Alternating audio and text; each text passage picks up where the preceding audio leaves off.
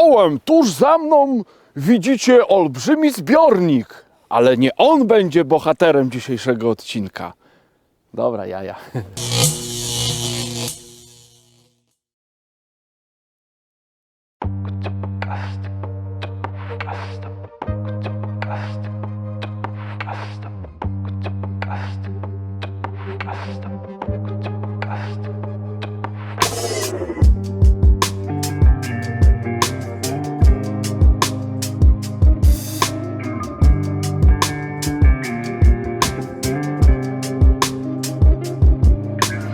Cześć.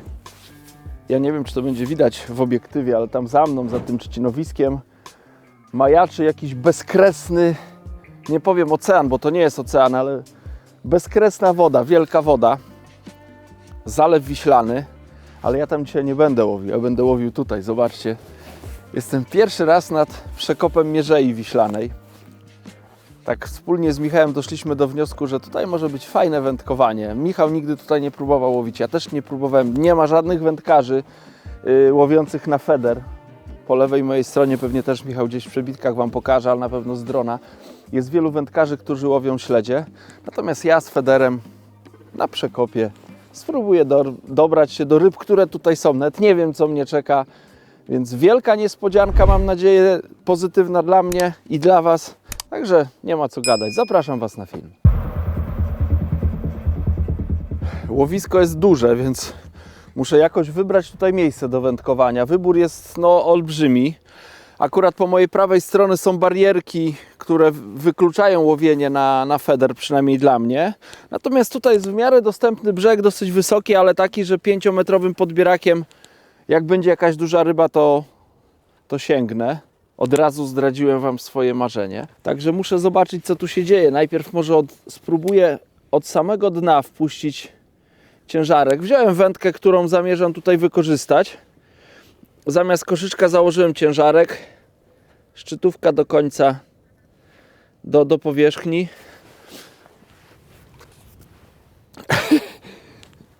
No i wędka jest 3,60. No to tu ponad 5 metrów będzie. Ponad 5 metrów wody czeka mnie przy samym brzegu. Zaprę się nogą, jak będę rzucał, żeby nie polecieć za kijem. Patrzę, czy nie ma jakiegoś kawałka plecionki zaczepionej o klip, więc mogę sobie spokojnie rzucić. Rzucę mniej więcej, nie wiem, na 50 metr. Myślę, że tu dalej nie będzie sensu, żeby łowić.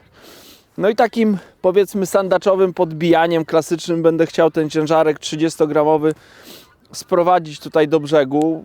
To mi pokaże, czy gdzieś tam są jakieś dołki, czy jakieś wypłycenie jest, ale też bardzo często przy takim sprawdzaniu też widać po szczytówce, czy są ryby, no bo są jakieś tam, jeżeli ciężarek opada i gdzieś ta żyłka trafi o rybę, no to mam na szczytówce takie wskazania, jakbym łowił sandacze przynętą uzbrojoną w hak, no to bym po prostu to zacinał, bo to wyglądało jak branie. No ale ja nie mam takiego, nie mam haka, więc nie będę tego zacinał, a będę wiedział, że są ryby.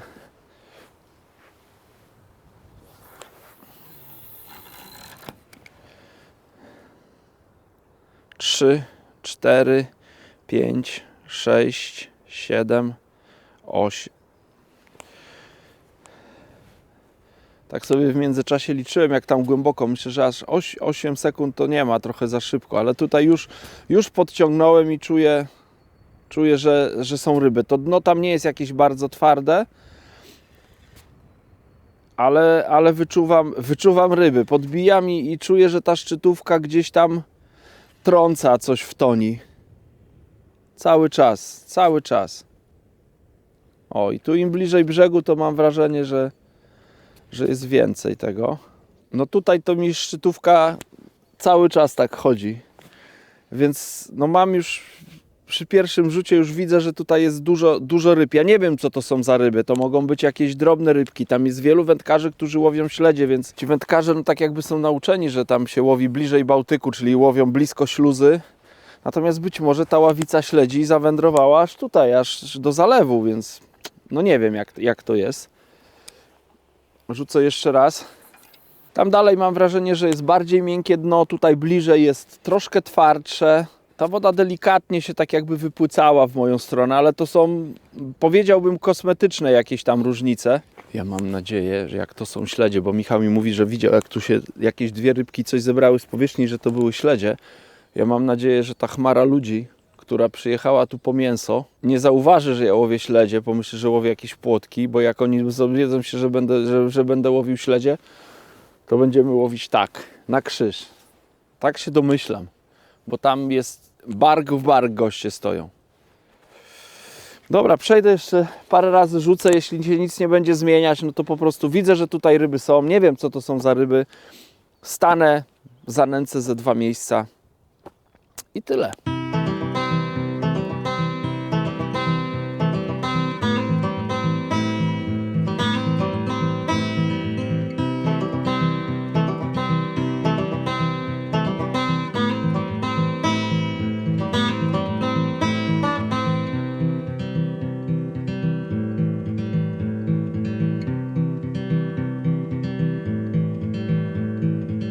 Łowisko jest głębokie.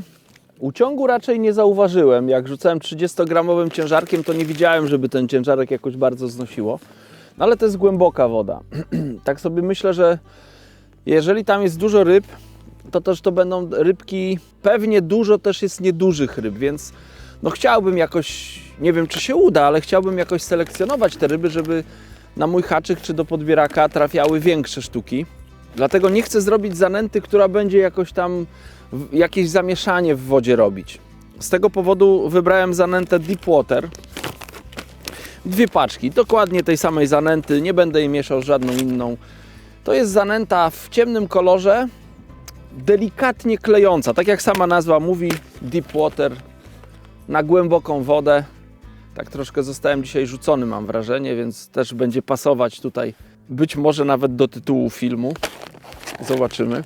Zanęta jest też troszkę słona, ma słony smak, więc też myślę, że tutaj ta woda, ja jej nie będę próbował, bo ona taka nie wygląda na czystą, ale też domyślam się, że skoro tutaj ma kontakt z morzem, to też ta woda, może nie zawsze, ale bywa słona, jak ta morska woda ma tutaj wpływ. Więc taką mieszankę, 2 paczki, myślę, że mi wystarczy na wędkowanie. Mam ze sobą jeszcze 1 paczkę. Jeżeli by się okazało, że trzeba używać dużych koszyczków, często będę przerzucał, no to wtedy będę musiał jeszcze 1 paczkę rozrobić.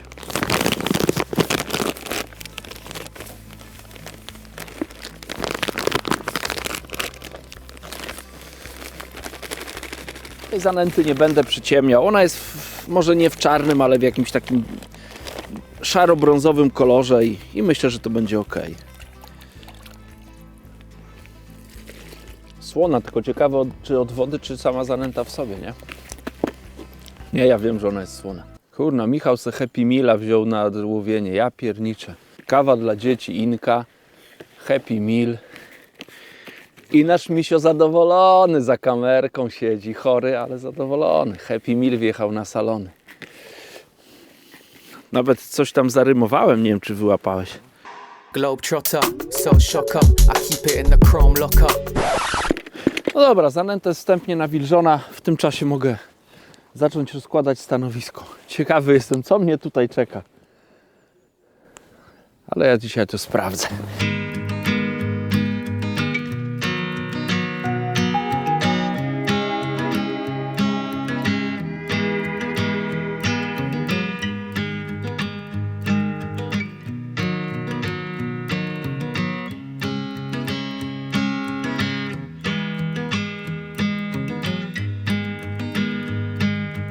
Stanowisko gotowe, więc można przetrzeć zanętę. Ta zanęta nie jest jakoś przesadnie mocno dowilżona. Docelowo to, co będę wkładał do koszyka, najprawdopodobniej będę mocniej dowilżał. Chociaż taką bazę sobie pozostawię w pudełku tym głównym i będę z tego pudełka głównego pobierał zanętę i z tą zanętą będę pracował, jeśli chodzi o przynęty, ale także jeśli chodzi o dowilżenie.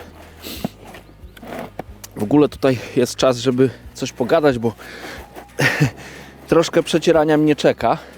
Tak sobie pomyślałem, że skoro są tutaj te śledzie, jak gruntowałem to łowisko, no wydawało mi się, że tam jest bardzo dużo ryb. I tak no wyobrażam sobie, że to raczej nie będą jakieś okazałe ryby, obym się mylił.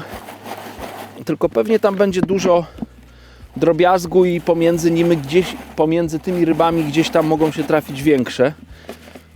Tak po cichu liczę, że może jakieś piękne płocie, no bo to jest taki marcowy okres, zawsze się mówi, te marcowe płocie to takie fajne, grube, dobrze biorą, więc na takie ryby liczę. Ale nie chcę za bardzo zapraszać tutaj do swojej stołówki tego drobiazgu, więc postanowiłem, że na starcie nie będę raczej podawał drobnych przynęt. Mam gotowane konopie, więc wykorzystam konopie do nęcenia. Mam kukurydzę z puszki, więc to jest następna rzecz, której będę używał. Tę kukurydzę, którą będę używał do nęcenia, to ją troszkę zblenduję. Może nie na taką pulpę drobniutką, ale tak, żeby to nie były całe ziarna, tylko takie ziarna gdzieś tam powiedzmy trącone, gdzieś tam poprzecinane. Białe robaki, no i oczywiście dendrobeny. Nawet jakby były płocie, to myślę, że te dendrobeny mogą tym płociom pasować. No zanęta wyszła fajna. Słona. Bardzo ładnie pachnie, ja do niej nie dodawałem żadnego atraktora. No to jest taka czysta zanęta z paczki. Więc zobaczymy, co to się dzisiaj wydarzy. 2 paczki zanęty to jest około 5 litrów, tak jak widzicie, gotowej zanęty. To jest 5-litrowy pojemnik. I mam nadzieję, że na dzisiaj mi to wystarczy.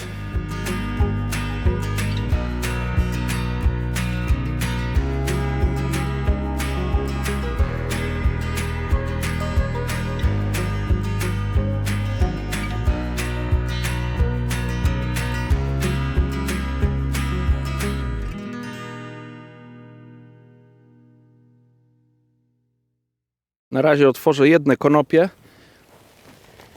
Ojejku, jak mi się uda. Kto to wykował? Chyba ja.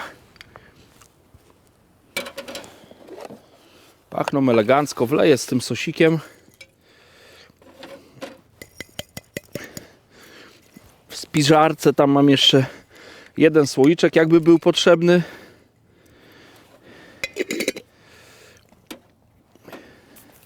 Jeszcze kukurydzę trzeba zblendować. Trochę ziaren kukurydzy takich nienaruszonych wsypię do pudełka, żebym miał na przynętę. O, niech one sobie w tym sosiku tutaj przebywają. To będzie kukurydza haczykowa. A to wszystko trzeba zmielić. No to jakbym łyknął, to by było. Śmiechom i żartom nie byłoby końca, 100%. Bo to taki wysokobiałkowy koktajl.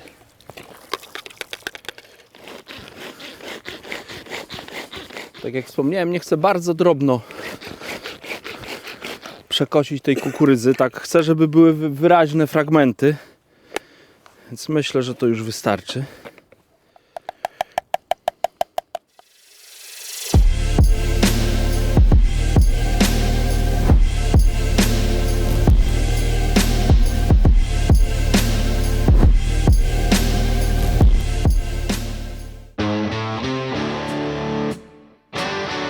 Wytypowałem tak na wstępie sobie 2 miejsca, 40 metrów od brzegu i 25 metrów od brzegu.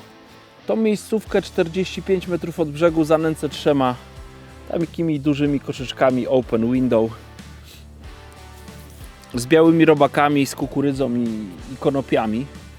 Natomiast stołowisko o 25 metrów będę chciał zanęcić szklanką. Nie będę robił wałków, natomiast podam, myślę, litr mieszanki też z przynętami, tak żeby tam zrobić jakiś plac i będę chciał sobie porównać te 2 miejsca. Tam to takie delikatnie, no oczywiście tych przynęt tam troszkę będzie, ale ono nie będzie bardzo krzykliwe to miejsce, bo tam dużo zanęty nie będzie. Natomiast tutaj będzie więcej zanęty i ciekawy jestem, czy w tym miejscu, gdzie wydaje mi się, że jest więcej ryb, ale mam takie podejrzenie, że są małe ryby, być może to dobrze będzie, bo te małe ryby tu się zgrupują koło tego nęconego miejsca, a być może w tym dalszym będę mógł odławiać może rzadziej, ale większe sztuki.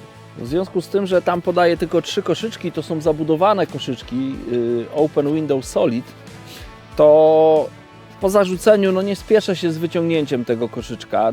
Daję czas, żeby ta zanęta tak jakby odsłoniła okienko, żeby ta zawartość jak szarpnę miała możliwość wydostania się na zewnątrz. Więc myślę, że pół minuty to wystarczy. I po tym czasie wyciągam koszyczek i zarzucam kolejny.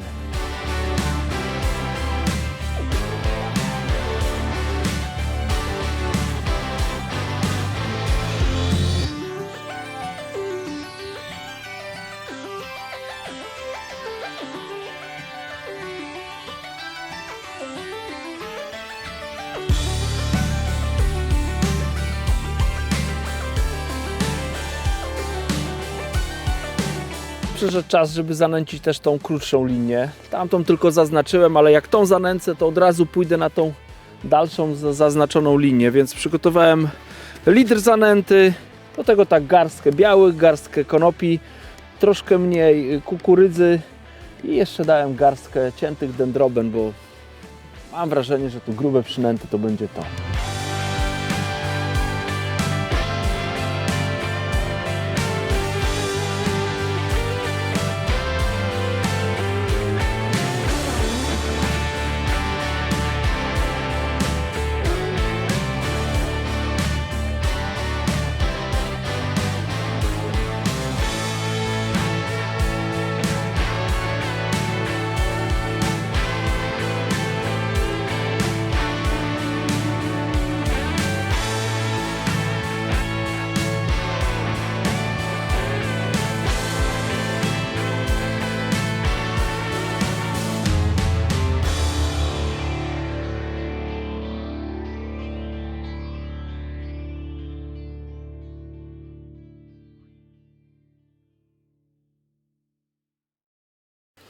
Patrz, w locie mi coś chapsło. A to nie nasz? Mam rybę gdzieś podpiąłem, albo mi śledź w locie wziął. Ja nie mogę. Mamy śledzia. Słuchajcie, moja pierwsza ryba z przekopu. Piękny śledź. Czekajcie, ja tą wędkę odłożę, ale coś wam pokażę. Dla tych, co nie wiedzą, jak wygląda śledź. Ja kiedyś łowiłem śledzie, może nie za dużo, ale był taki okres. Piękna łuseczka, zobaczcie, taka opalizująca, z takim fiolecikiem. Ale on ma tak wielki pysk. Zobaczcie, jaki to ma pysk. Dla tych, co nie wiedzą, zobaczcie, jaką to przynętę potrafi złapać. Także wielka ryba. Ja go wyrzucę, nie wiem, czy co z niego będzie, ale tutaj sandaczy nie brakuje. Kurczę, powinienem choinkę ze sobą zabrać. Niedawno gwiazdka była, a ja ją wyrzuciłem. Ale korblowania. O, jest. Ruski sandacz. Te ryby mnie prześladują w tym roku. Miałem wcześniej przed tym śledziem jakieś brania i tak nie widziałem, żeby bardzo przynęta była ruszona, ale nie zaciąłem tej ryby i tak się łudziłem, że to może, że nie wiem, co myślałem. A tu się okazało, że to chyba wcześniej to też był jazgar. Zarzucę ten zestaw i zmienię może wędkę i miejsce łowienia tutaj w to mocniej zanęcone. Zobaczę, może tutaj w tej bliższej ławicy coś tam się wydarzy. Pomimo tego, że łowię na dwóch różnych dystansach, to na jedną i na drugą długość przygotowałem dokładnie taki sam sprzęt, takie same zestawy, wędzisko, kołowrotek. Wszystko jest takie samo, różni się jedynie odległością łowienia i koszyczkiem jak na razie, ale też będę pracował nad tym. Także i tu na tym 40 metrze i na ten bliższy dystans mam wędkę Supera X 3,60 do 60 gramów. Do tego kołowrotek Extremity 520, plecionka 0,10 ze strzałówką. Na końcu strzałówki jest skrętka, do tego przypon i tyle. No. Tam daleko, czyli na tym, tu gdzie teraz obecnie łowię, wykorzystuję... O, jakie mocne branie było. Koszyczek Open Window XL, duża woda, tak mi się, kurczę, tak mi się kojarzy, pomimo tego, że jest zimno, ale myślę, że tutaj po prostu jest dużo ryb i one wymagają tego, żeby im podawać dużo przynęt. Tak mi się wydaje, zobaczymy, czy to jest dobre założenie. Więc tą XL-ką tam podaję białe robaki, konopie i blendowaną kukurydzę, no ale jak na razie to nie są ryby. To nie są ryby, na które chciałbym zapolować. Wielki jazgarz, ale o takie ryby się nie bijemy. Ciekawi mnie, czy będzie różnica w łowieniu pomiędzy tym dalszym dystansem, a tym bliższym. Tak jak gruntowałem, to miałem wrażenie, że tu bliżej jest zdecydowanie więcej ryb. Więc nie wiem, no więcej ryb to mogły być te śledzie, bo ten śledzik, który mi wziął, to właśnie był taki... To była taka ryba, która gdzieś tam złapała zestaw, jak go zwijałem. Co pozwala mi sądzić, że właśnie tutaj na tej bliższej linii jest jakaś tam ławica śledzi. No ale to zobaczymy. Jeszcze może 1-2 rzuty tam wykonam.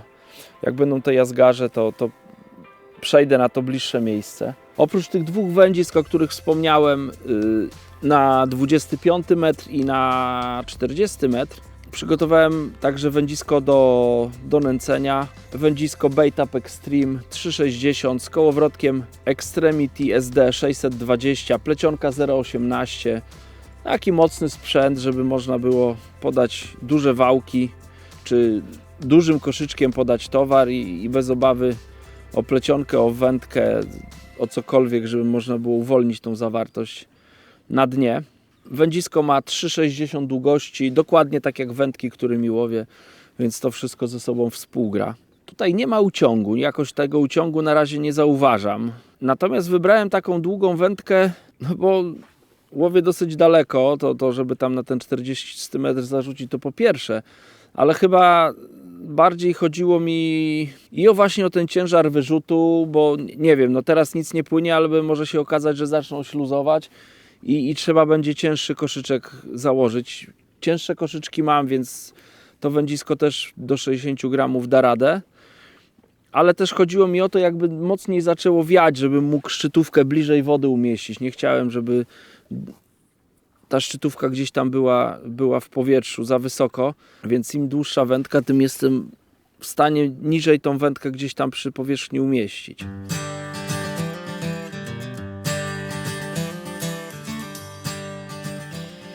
Ale muszę wędkę trzymać na kolanie, wiesz.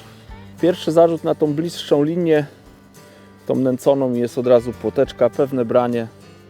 Wypuszczam ją.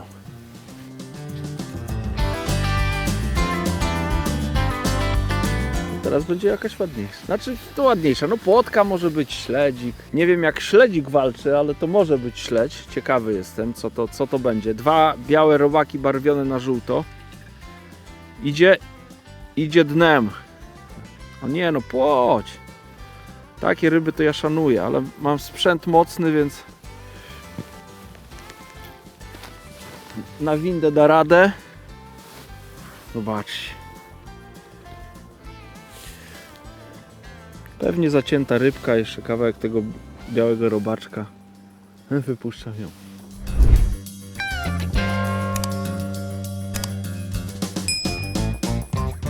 Próbowałem w tym miejscu dalej od brzegu. Tam były tylko jazgarze. Gdzieś w locie mi wziął, no i zaczepiłem śledzia. Także tam dalej nie było ryb, a w tym miejscu nęconym bliżej brzegu w pierwszym zarzucie od razu złowiłem niedużą płotkę na pinki, więc pomyślałem sobie, że skoro taka nieduża płotka wzięła na pinki, no to może będę je selekcjonował grubszą przynętą i wybrałem kukurydzę. Założyłem kukurydzę, miałem jakieś takie wskazania, tak jakby coś tam skubało, coś się działo, ale nie przyniosło to żadnej ryby, więc zmieniłem na 2 białe robaki barwione na żółto. Dosyć szybko też nastąpiło branie, pewne branie i właśnie była teraz ta płoć. Więc na razie trzymam się tych białych robaków. Zobaczę, parę rzutów wykonam z białymi robakami, ale jeszcze będę też chciał sprawdzić dendrobenę, bo dendrobena to też jest fajna przynęta na duże płocie.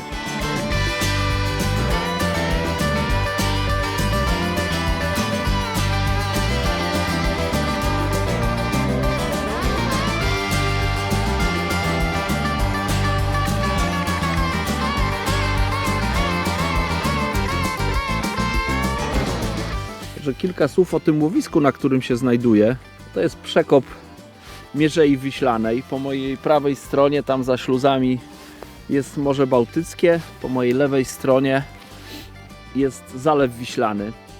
Od Zalewu Wiślanego nie dzieli mnie tu żadna śluza, po prostu jest wolny przepływ. I tak jak mi Michał powiedział, który no, pływa ze spinningiem po Zalewie Wiślanym, ja tego łowiska nie znam, bo nigdy tam nie łowiłem na zalewie. Zalew jest po pierwsze ogromny, jak ja spojrzę w lewo, to ja tam nie widzę drugiego brzegu, jakbym miał przed sobą jakieś wielkie morze. Więc po pierwsze to jest bardzo duża woda, ale nie jest głęboka, to jest dosyć płytki zbiornik. Więc tutaj te około 6-metrowe, 5-6-metrowe tutaj to łowisko, ten kanał taki, no to jest takie, powiedział, tak jak Michał to nazwał, to jest najgłębsze miejsce na zalewie, więc przypuszczam, że od jesieni do wiosny, no tutaj będzie bardzo dobre takie łowisko właśnie płoci, których jest dosyć dużo w zalewie, być może leszczy, nie wiem jak z karasiami, no bo w tym Zalewie Wiślanym też jest dużo karasi. Więc to myślę, że to może być jeszcze takie nieodkryte łowisko i w różnych porach roku będzie dawać różne ryby. No nie wiem, czy już takie ryby powinienem dawać podbierakiem, czy nie. Na razie wędka daje radę. Także jak ktoś by miał wątpliwości, czy 3,60 do 60 gramów to jest mocna wędka, jak widzicie, jak na razie daje radę. No już taka porządna płoteczka z brzuszkiem. Przynętą były 3 białe robaki, więc jak widać chyba nie pomyliłem się z tym, że te ryby potrzebują po prostu dużo białka. No i będę szedł raczej bardzo grubo tu i z nęceniem i z łowieniem. Brania są bardzo wyraźne. Mam jedną uncjową szczytówkę w tym wędzisku, więc ryba kija wygina. To jest to. Takie wędkowanie bardzo lubię. Ciekawi mnie, czy tutaj też występują jakieś większe płocie. Nie to, żebym narzekał na tą płoć, ale jakby taka,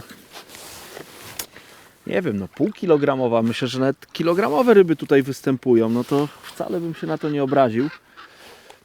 Jestem na to przygotowany. Mam ze sobą podbierak. Właśnie może kilka słów powiem o podbieraku, bo to też jest dosyć istotna sprawa na tego typu łowiskach. Jeśli łowicie właśnie z wysokiego brzegu, no to jest potrzebny bardzo długi podbierak, żeby te ryby móc tam z tej wody sięgnąć. Jak będą takie ryby, których się nie da podnieść na tak zwaną windę. Ja rozłożyłem 5-metrowy podbierak Response Ultra z dopałką. Łącznie ten podbierak ma 5 metrów. No jak na razie jest w gotowości, ale mam nadzieję, że będę go dzisiaj mógł użyć. Zastanawiałem się, jaki koszyczek użyć na to łowisko. Jadąc tutaj, no nie bardzo sobie wyobrażałem tą wodę. Natomiast jak tutaj podjechałem, zobaczyłem, że tutaj nie ma żadnego uciągu. To parę rodzajów koszyczków mi przyszło do głowy. Na pewno koszyczki typu cage, na pewno koszyczki typu bullet, bo woda jest bardzo głęboka. Ale postawiłem na open window. Bardzo lubię te koszyczki i jak zobaczyłem po gruntowaniu, że tutaj jest bardzo dużo ryb w toni, to tak sobie pomyślałem, że koszyczek open window solid, czyli taki w całości zabudowany, no gdzieś tam opadając na dno, po pierwsze zrobi to dosyć szybko, no bo tu jest prawie 6 metrów głębokości, a po drugie no nie będzie smurzył gdzieś w toni, jak najmniejszy ślad w toni zostawi, żeby no nie przyciągać tych małych ryb do dna. Jeżeli oczywiście nie miałbym brań, no to bym sięgnął po taki koszyczek, który właśnie zrobi w toni zamieszanie, żeby mi sprowadził ryby do dna. Natomiast no, wydaje mi się, że tu jest tak dużo tych drobnych rybek, że nie trzeba im jakichś specjalnych zaproszeń wysyłać. To jest kolejna płotka. Te brania są dosyć szybkie. Teraz już nawet 4 białe robaki założyłem i są brania, więc być może im większa przynęta, jeśli chodzi o te białe robaki, tym większe płotki będą. Zobaczymy. Na razie jakoś ta średnia się nie zwiększa, ale to już są przyzwoite rybki.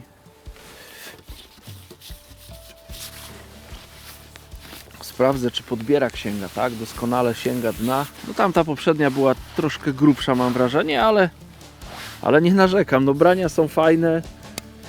A po zacięciu te ryby świetnie walczą z tej głębokiej wody. Niesamowicie. Przyłożę do miarki tą rybkę. Ile ona może mieć?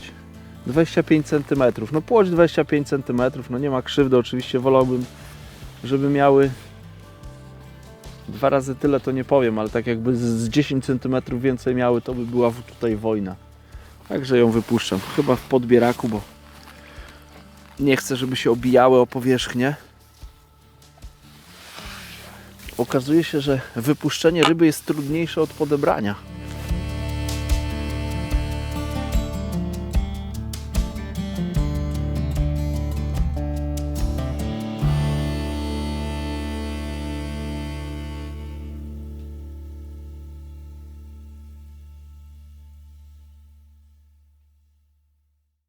Tak jak wspomniałem na wstępie, no tak liczyłem na to, że tu będzie raczej takie grube morskie łowienie, więc zacząłem haczykiem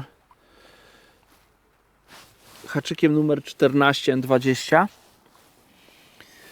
ale mam wrażenie, że to jest troszkę chyba jeszcze za mały haczyk i miałem za długi przypon, bo przypon miał 70 cm długości, skracam go do 50. Parę razy się zdarzyło, że to branie nie było tak wyraźne, jakbym sobie życzył, a jak branie było wyraźne, ryba miała głęboko połkniętą przynętę. I też było tak, że takie zastanawiałem się, czy coś tam się dzieje, czy nie, a przynęta była obgryziona, czyli ta informacja o tym braniu była no taka niedokładna, co mnie to pokazuje, że mam za długi przypon.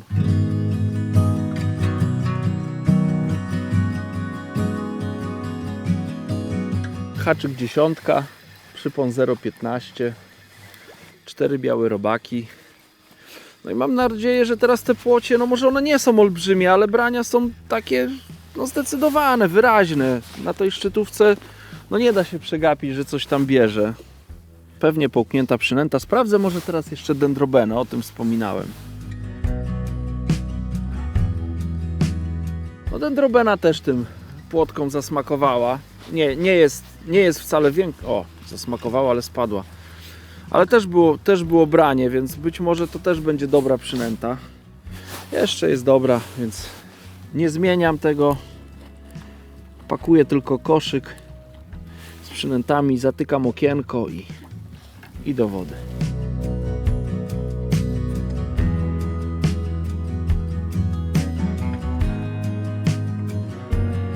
Tak chwaliłem te brania, że takie mocne, wyraźne, a teraz zaciąłem takie branie w domyśle i jest płotka, więc kurczę, zastanawiam się jeszcze, co tu usprawnić, żeby skutecznie te ryby łowić.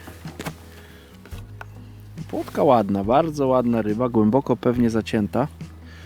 Też na 3 białe robaki. Wróciłem z powrotem do białych robaczków, bo na tą dendrobenę jednak nie było tak dobrze.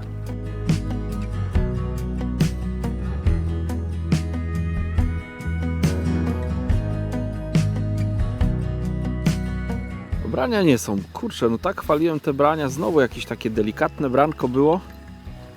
I jest płoć. No ryb jest dużo. Rybek jest dużo. Kurczę, te płoteczki cały czas biorą. Duży haczyk. Duża przynęta. I nieduża, ale waleczna płoć.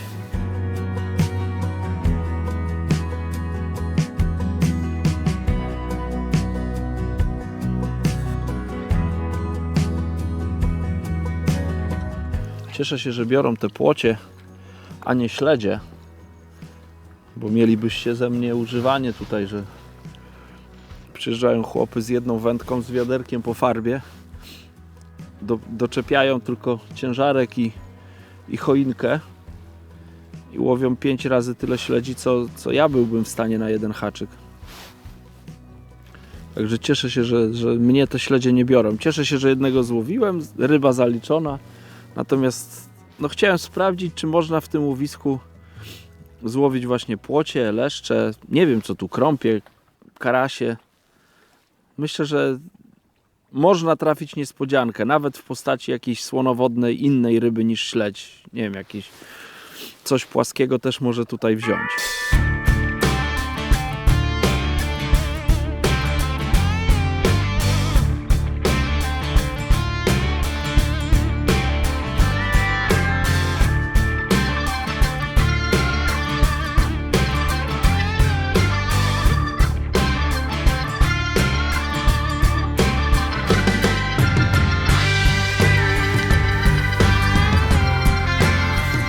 Trzeba tu delikatne brania też zacinać, bo to też są brania płoci.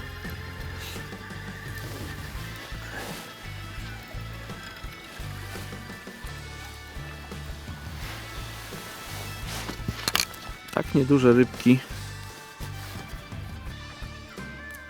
potrafią dziabnąć taką dużą przynętę. Że jeszcze raz wrócę do kukurydzy. Wybiorę jakieś nieduże ziarenko kukurydzy. Ciekawe, czy płotka się skusi.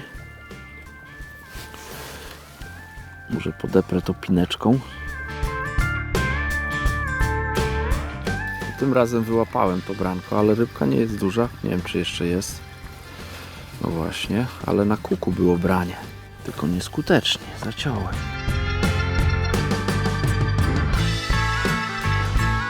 Zmieniłem teraz na pinki. Tak, te pinki na początku po macoszemu potraktowałem, złowiłem jedną rybę i uciekłem z tych pinek, ale pomyślałem sobie, że może krótsza troszkę przynęta, a więcej tych pinek i te brania będą pewniejsze. No i rzeczywiście rybka jest pewnie zacięta.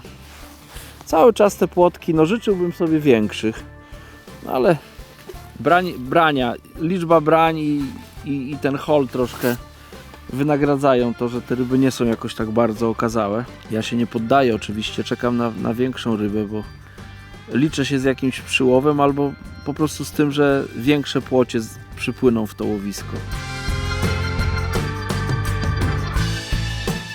Jak na razie to chyba będę się trzymał tych pinek, bo to taka najbardziej pewna przynęta, jak dotychczas się wydaje, po tych kilku rybach. Ale one walczą. Wydaje się, że to są takie ryby, które nigdy nie były złowione przez człowieka. Tak mi się wydaje. Branie jest dużo, ale niestety tak jeszcze nie udaje mi się wyselekcjonować tych największych płoci. Być może jakbym był naprawdę bardzo cierpliwy, zarzucił zestaw, zostawił jedno albo dwa ziarna kukurydzy, nie wiem, nawet na kilka czy kilkanaście minut, no to być może skusiłaby się większa płoć. Ale chyba jestem tak wygłodniały wędkowania, że na razie będę łowił to, co mi woda daje.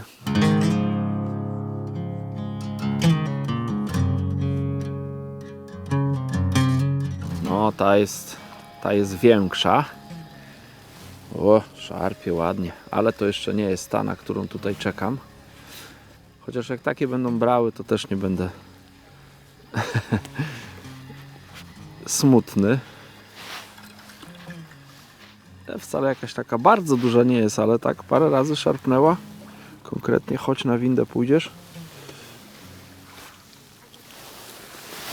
Ona i barwy ma takie ładniejsze i ta łuseczka taka już jest bardziej sztywna. No co tutaj, pijaweczka cię zjada. No, uwolniliśmy rybę od pijawki. No piękna płotka. Haczyk duży, tak jak wspomniałem, zwiększyłem do 10. Pinki takie pomarańczowe, fluo mam, więc te pineczki 4 na haczyk i rybki biorą. Brania są dosyć regularne, tak mniej więcej po pół minucie, 40 paru sekundach od zarzucania zestawu już coś tam się dzieje z tą szczytówką.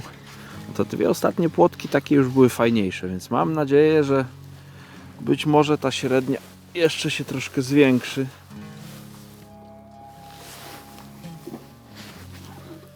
Ale łowiąc w takim tempie na zawodach, myślę, że byłbym w stanie tak dobrze przygotowany nawet ponad 10 kg tych ryb złowić, więc no to jest fajne łowienie. Oczywiście zakładam, że takie ryby by były, nie byłoby żadnych przyłowów. Także to już jest dobre zawodnicze łowienie.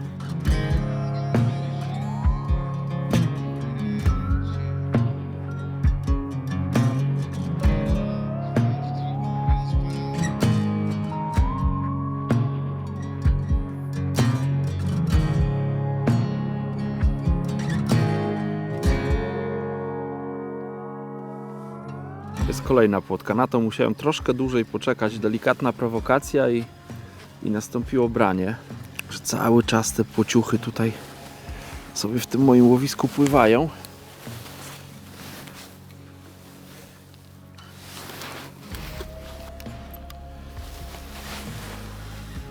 Branie natychmiastowe tutaj było. Od razu koszyczek upadł na dno. Już szczytówka chodziła. No ale rybka niestety nieduża. Także po tych kilku większych płotkach znowu jakieś maleństwo, ale być może to maleństwo gdzieś tam nad dnem złapało tą przynętę, bo to tak wyglądało, jakby jeszcze haczyk nie opadł do dna, a już nastąpiło branie. Być może te większe płotki już gdzieś tam przy dnie próbują się ustawić do tych przynęt, które podaję w koszyczku. Natomiast te mniejsze no, liczą na to, co uda im się gdzieś tam złapać w toni. Zawsze z tego koszyczka coś tam wypadnie, a to kawałeczek zanęty, jakiś robaczek. Więc te mniejsze rybki no niestety muszą walczyć o pożywienie w toni. Te brania następują tak jak wspomniałem wcześniej, do tam powiedzmy tej 40 sekundy. Jeśli nic się nie dzieje, to już to jest dla mnie jakiś znak, że coś jest nie tak. I bardzo często wystarczy podkręcić korbką kołowrotka, zrobić jeden obrót, żeby troszkę podbić ten koszyczek, poruszyć przynętą i najczęściej następuje branie i jest kolejna płoć. Akurat teraz mi się nie udało, ale robaki były objedzone. Więc trzeba cały czas łowić aktywnie, z wędką na kolanie. No i te brania będą no, następować bardzo często. Teraz też zakombinowałem trochę z przynętami, bo cały czas jeszcze próbuję sobie wyselekcjonować te większe rybki, żeby no, uchronić się chociaż od tych najmniejszych płotek. Niestety mi się to nie udaje. Wydaje się, że tych małych płotek też tam jest dużo. I dodałem pocięte dendrobeny. Tak z myślą o tym, że te dendrobeny no jakoś tam przyciągną troszkę większe rybki. Więc no teraz cały czas sprawdzam. Nie przywiązuję się do jednej mieszanki, jednej przynęty, tylko cały czas próbuję coś zrobić, żeby łowić troszkę większe ryby. Zdaję sobie sprawę, że to może skutkować tym, że nie wiem, no gdzieś tam zgubię ten rytm, rybom zrobię coś, co rybom nie będzie pasować, ale też mam nadzieję, że takie próby no doprowadzą mnie, nie wiem, może za godzinę, może za półtorej do takiego momentu, że już będę czuł, co tym rybom pasuje i będę mógł w końcówce bardzo regularnie i skutecznie łowić. Mam nadzieję większe ryby niż dotychczas.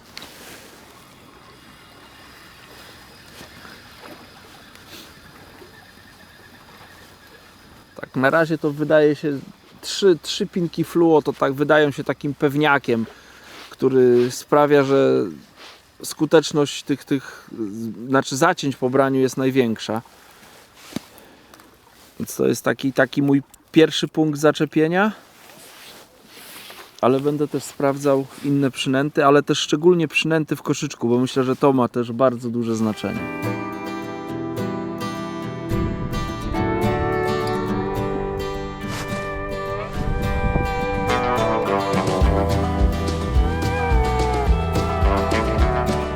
Większa ta rybka, nie wiem czy dodatek tych dendroben, bo tak jak mówię, do tych przynęt, które dodaję, to jeszcze dociąłem tych dendroben.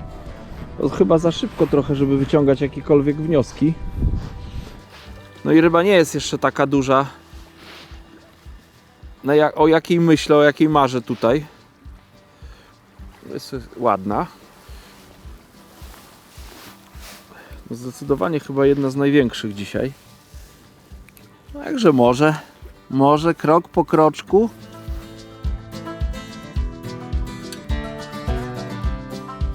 Płetwy ma ładne, co? Bo w ogóle te wszystkie pociągi, to co wyciągasz, to wiem, że jest bardzo ładna. Wypuszczam.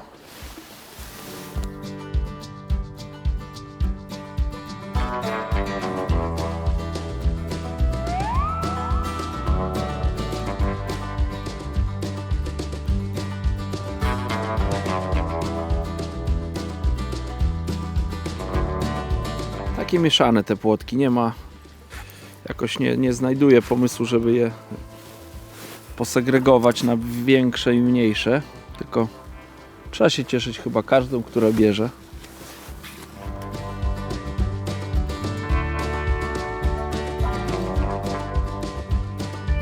Wydłużyłem przypon, jak widzicie, zdjąłem ten 50 cm i założyłem metrowy przypon z mniejszym haczykiem, bo założyłem 16. Chciałem po prostu zobaczyć, czy zaprezentowanie takiej przynęty, która opada w toni, to będzie coś dobrego tutaj w tym łowisku.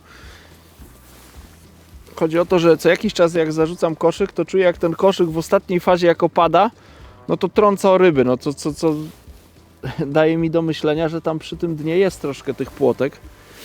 Dlatego jak koszyk puknie o dno, pozostawi jakiś ślad, no to ta przynęta na tym mniejszym, lżejszym haczyku na metrowym przyponie, no będzie opadać, myślę, kilkanaście sekund. Myślę, że ponad 10 sekund opada taki pęczek pinek. Jest na pewno widoczny w wodzie i chciałem zobaczyć, czy to będzie dobry sposób zaprezentowania przynęty na te płotki, które pływają gdzieś nad dnem. Oczywiście do takiego łowienia trzeba być bardzo skupionym, bo te brania... No właśnie. Można zostać oszukanym przez rybę. Wydawało mi się, że było branie, ale niestety spudłowałem.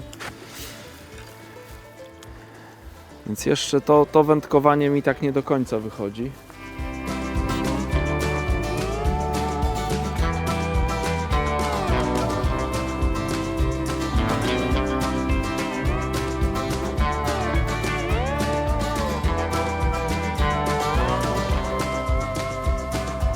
Jedyna rzecz, którą tak na razie po tych kilku rybach na tym dłuższym przyponie zauważyłem, to że brania na tym dłuższym przyponie są bardziej takie widoczne i mocniejsze. To co powiedziałem, na początku łowiłem 70 cm przyponem i rzeczywiście te brania były takie fajne.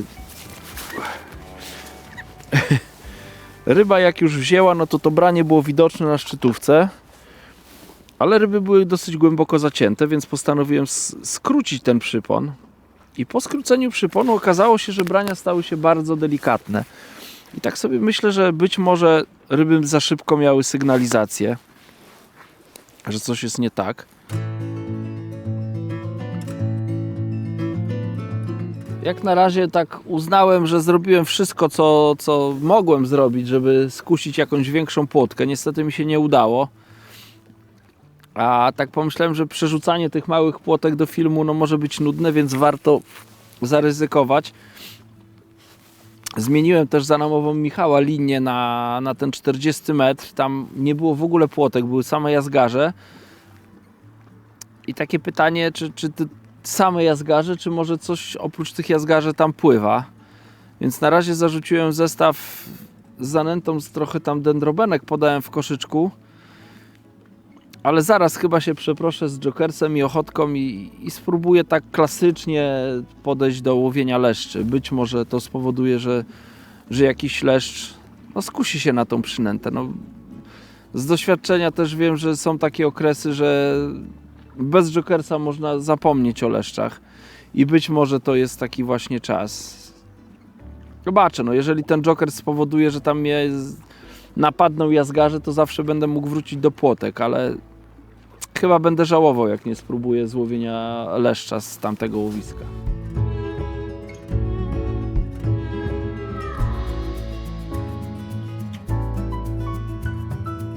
Nie jestem w stanie Ci powiedzieć, Michał, co tam żyje po drugiej stronie tego wędziska. Jazgar z tytanowym pyskiem. Chociaż idzie jak płotka. Patrz, płotki nawet i daleko mnie polubiły.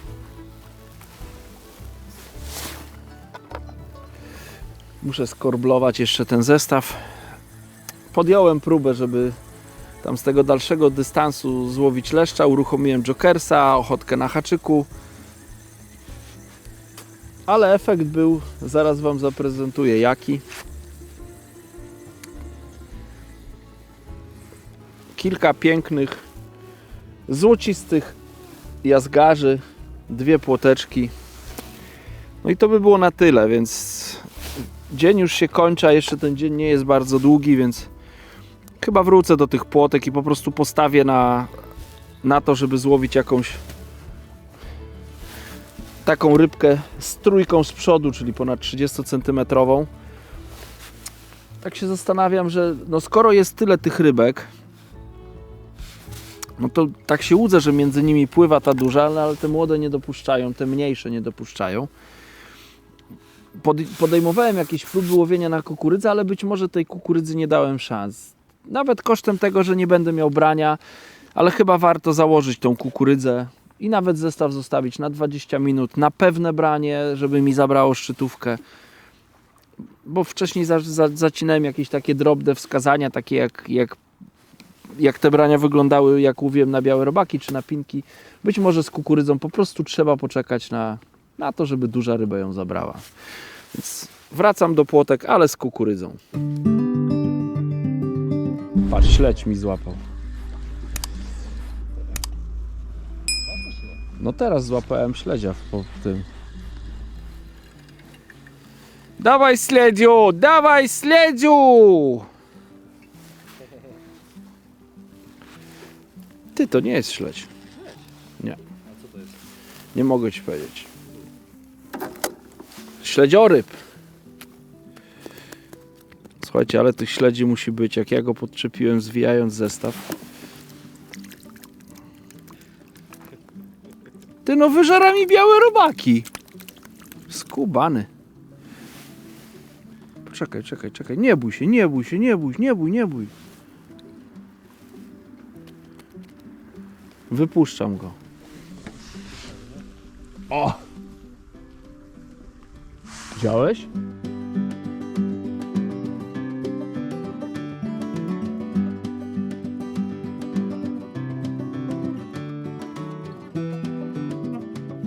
Korbluję, panie, korbluję.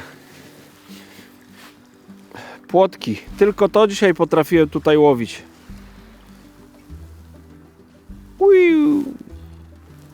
Ale ta to taka już z chlebem. Ładna, gruba.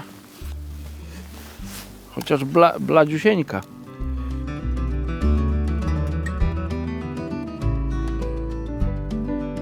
Jedna z ostatnich ryb to ją zwinduję pod wierakiem, bo nie jest to takie łatwe, bo one płyną w moją stronę. O, mam nadzieję, że znowu się te płotki rozkręcą, bo po tej próbie, którą poczyniłem, żeby złowić leszcza gdzieś z dalszej odległości, jak wróciłem tutaj z powrotem, to się okazało, że to łowisko takie niedonęcane zrobiło się puste.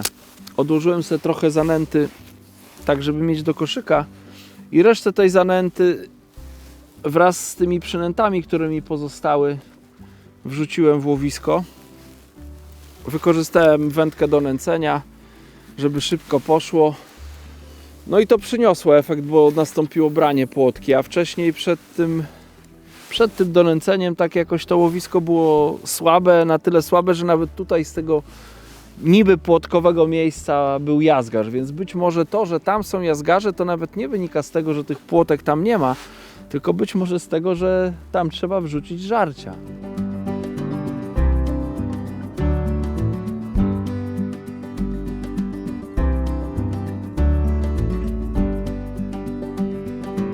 Film powoli dobiega końca i czas na kilka słów podsumowania. Przyjechałem na to łowisko po raz pierwszy w życiu. Nie wiedziałem, czego tu się spodziewać, jakie ryby będą, czy w ogóle będą ryby, tak się zastanawiałem, no bo